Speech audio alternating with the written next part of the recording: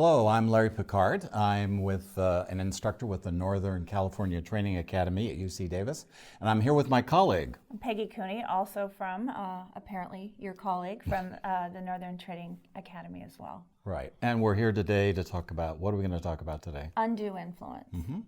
Just understanding some of the effective interventions, we hope, for working with these cases. Right, we hope this is really helpful for you.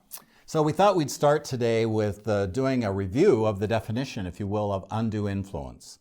So we take this from Black's Law Dictionary, which says, of course, as you see here, persuasion, pressure, or influence short of actual force, but stronger than mere advice, that so overpowers the dominated party's free will or judgment that he or she cannot act intelligently and voluntarily, but acts instead subject to the will or the purposes of the dominating party. And really, if you want a shortened version of that definition, it's very similar to brainwashing. As a matter of fact, Dr. Margaret Singer, who taught many years at UC Berkeley and worked on some famous brainwashing cases, Patty Hearst and others, actually testified when the APS legislation was put forward to talk a great deal about undue influence and how it relates to brainwashing. So, I mean, I think back on the work I've done, and I remember a widow who was actually living in a retirement community in Northern California. She was bedazzled, if she would, by her gardener. He asked her to build a path in her garden, and this was a few years ago, and even then, for that 1 foot, 6 foot long path, he charged her $32,000. He must have been really good. Yeah, well, she thought he was indeed, and that she was so enamored with him, she felt he was so charming that she put him on the monthly payroll for $6,000 a month. Wow. And that's how we got the case. Wow. So in our society, we really have absolutely no tolerance for adults taking advantage of children, but often overlook undue influence when it comes to vulnerable adults. In tracing the historical course of behavior, it's important to consider those variables that increase the likelihood that such behavior will appear if the right conditions are subsequently provided. Such factors include death of a spouse, depression, isolation, anxiousness, dependency, and undetected pathology. Yeah. And so, these factors manifest themselves, right? It's all about gaining power and control. Right. Type of brainwashing, pattern of tactics used by the perpetrator or abuser. The perpetrator exploits trust and creates fear in the relationship. They don't want to leave the victim alone, and perpetrators are usually sociopathic exploiters. They really move in and take total control, right? Yeah, so these abusers may use a whole array of different techniques, if you will, to gain power over the victim's decision-making and ensure compliance with whatever it is they want them to do, which usually has to do with money. So it includes isolating the victim, of course, promoting dependency, having the elder having to ask them for everything, essentially, inducing fear or distrust of others. And one of the favorite things they like to do, as some of you may know already, is to put fear in their mind about what kind of power Adult Protective Services has, and that if you say anything to them, they're going to come in, swoop you up, and put you into a nursing home. So that's one way in which they induce fear. They will also apply pressure tactics. They will prevent or deter victims from consulting, if you will, or seeking advice. The idea, right, is to keep them totally isolated so that they are not reaching out to anybody, so there's no visibility there. Right. So the result is, while the victim can appear, if you will, to have given consent, in reality, the victim's free will has been totally overtaken by this individual who's using these tactics. And then it's not real consent, but it's apparent consent. That's how we look at it. So oftentimes the victim and the abuser are often in an ongoing relationship. They may even be family. A lot of these cases are family, right? Right. Yeah, as well as like a caregiver or somebody off the street. The exploiter or abuser may target and groom their victims. They may intentionally just track them for a while before they actually move in. They are generally subtle in their exploitation of people. They are often charming manipulators. We see this a lot, as the guy that was building the sidewalk and ended up on the payroll. Right. And abusers will also justify their actions. They'll, if any of these cases go to court, they'll often present themselves as being an angel of mercy. Of course. Yeah. Of course. Yeah.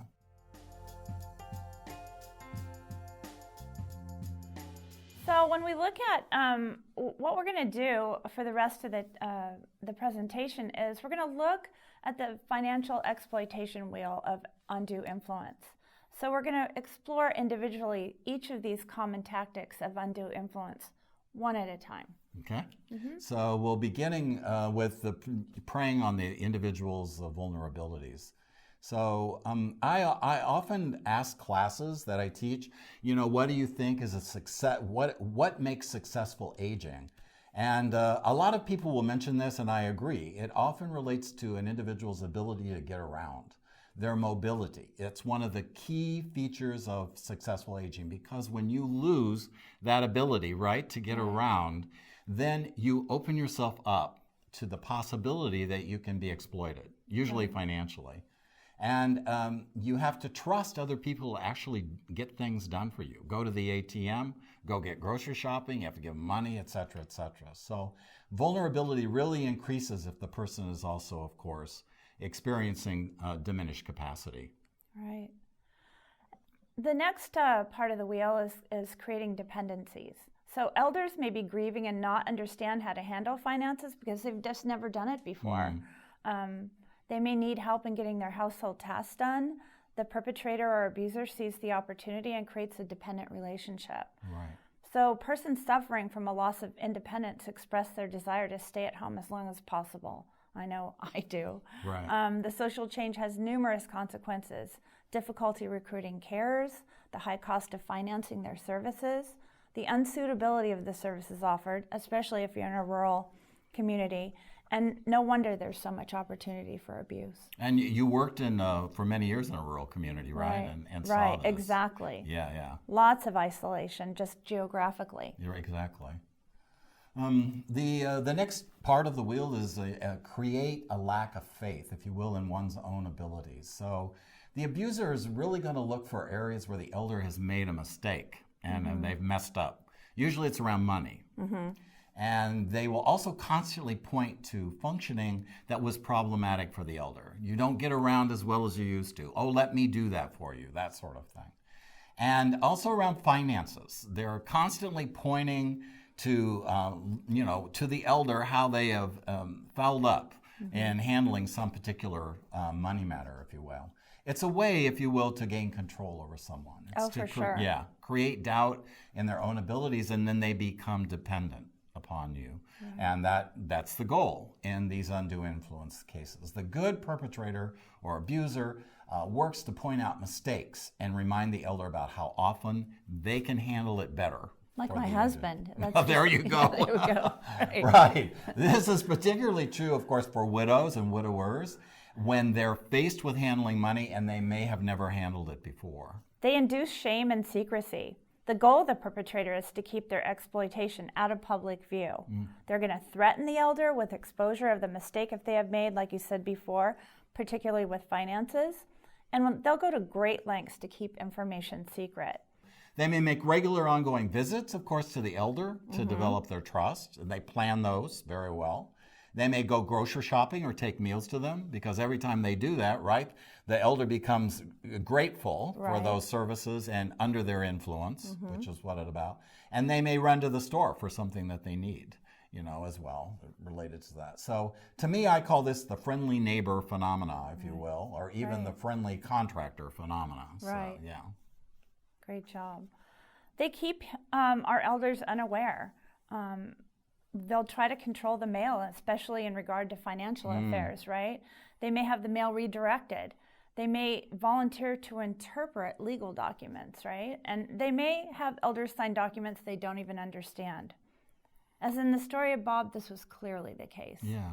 And this also points to the fact, as an APS worker, if you get the opportunity to look at some of these documents, you can begin to see what is going on there just by actually looking at them.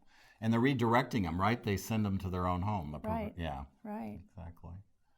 So, of course, the goal here is to isolate the elder from others. and also to isolate them from information. So the primary goal here of the abuser is to have the elder, just not in contact with anyone, essentially. And by doing that, then they can control everything.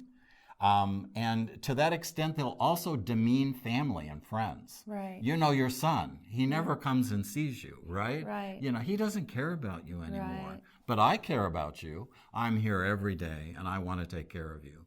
So that's the kind of script that gets played out. Right. Yeah. You almost had me convinced. Right. So we'll eventually, we've seen this in cases. People will actually secure windows and doors so the elder cannot get out of the house.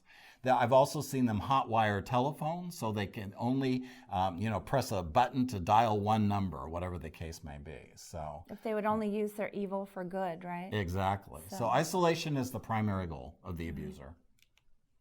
They create fear. This is the best weapon of the perpetrator or abuser, right? Yep. They'll threaten the elder with placement by APS, and if you really know about APS, that's not something we can do. Right. Even though everybody in the world thinks that's our job. And if they're the caregiver, they're going to threaten to withdraw care often. Yeah. Which is terrifying to a lot of elders because, they've established the relationship so they're so totally dependent, right? And then they say, well, if you do this or that, I'm going to leave. I'm going to withhold my love. Yeah, right? Exactly.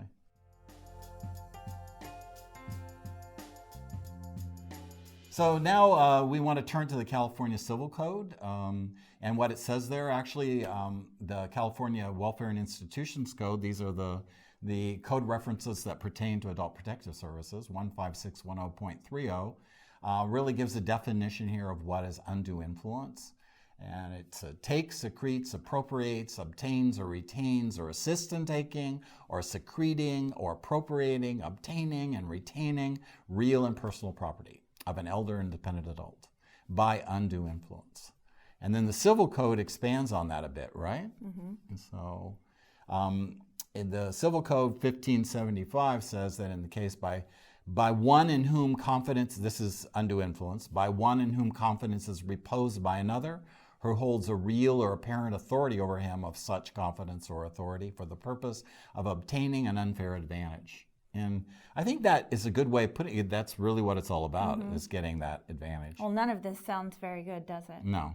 And taking unfair advantage of another's weakness or mind, that's a part of the whole thing as well in the Civil Code. And taking a grossly oppressive and unfair advantage of another's necessities or will or distress. There's also a particular criminal court case, People v. Brock, California, 2006, which created a different definition for crimes committed using undue influence. The basic standards set by People v. Brock are, 1, they must be misinterpretation. There must be misinterpretation, duress, and deceit, as well as overcoming the will of the victim. For example, what the victim was told and what is true are not necessarily pieces. Over-persuasion is insufficient, and undue influence definition under Civil Code 1575 is inadequate. People v. Brock only address criminal law based on undue influence. There are other remedies that can be sought outside criminal prosecution in undue influence cases. So in summary, when investigating APS cases, it's important to be aware of the different undue influence standards to better inform your belief whether undue influence is present or not. It will also give you additional insight into what standards your criminal justice partners use to bring undue influence cases to court. Yeah, and so in terms of interventions, it's not always a criminal court case. Right. You may have to take other avenues in order to get the situation under control and the money, if you will, stop the flow of money, which is really oftentimes, most of the times, the situation in undue influence cases.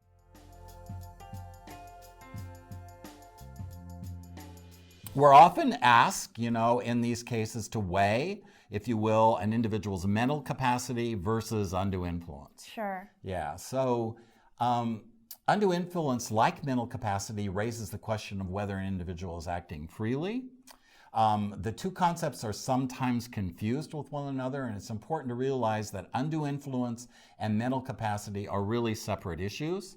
But it doesn't mean, of course, that they can't be both present, right? Right. So undue influence may exist without mental impairment, and mental impairment may exist without undue influence.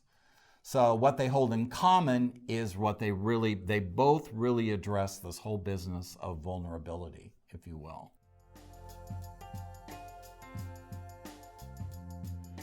So I think we'll wrap up today, if you will, this segment on undue influence by talking about interventions. So Peggy, where do we begin? We want to begin with the least restrictive setting, right? And that's really the ethic values that APS is built on. That always the least restrictive setting and the least harm for elders.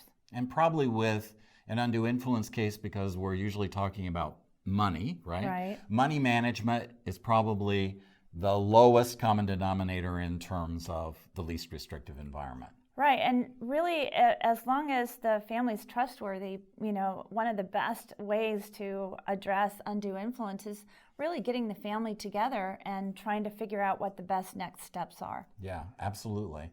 And then, of course, it's rare, but it does happen that occasionally there's a power of attorney in place, which can be very helpful if it is a legal document. Right. So it's really important in your investigation, looking at these cases, if the power of attorney is being invoked, that you actually see the document, you know that it's dated, that it's still effective, that it hasn't expired, that it doesn't include a springing clause, which would require that the elder have been examined in order to invoke the power of attorney. So those things are important. The next intervention is a very restrictive one, right? Right. That's with the probate conservatorship. Yeah. So, and that's the last thing we want to do, right? For elders. So, do you want to talk a little bit about that? Yeah, well, with the probate conservatorship, one tool I think that's really effective for APS workers is that it does freeze the money once the petition has been filed. The thing is that you should be aware of as social workers is that sometimes the perpetrator is right there. So as soon as they know you're going to file a petition for a conservatorship, they're running to the bank to get the money before. So be aware of that and try to prevent that.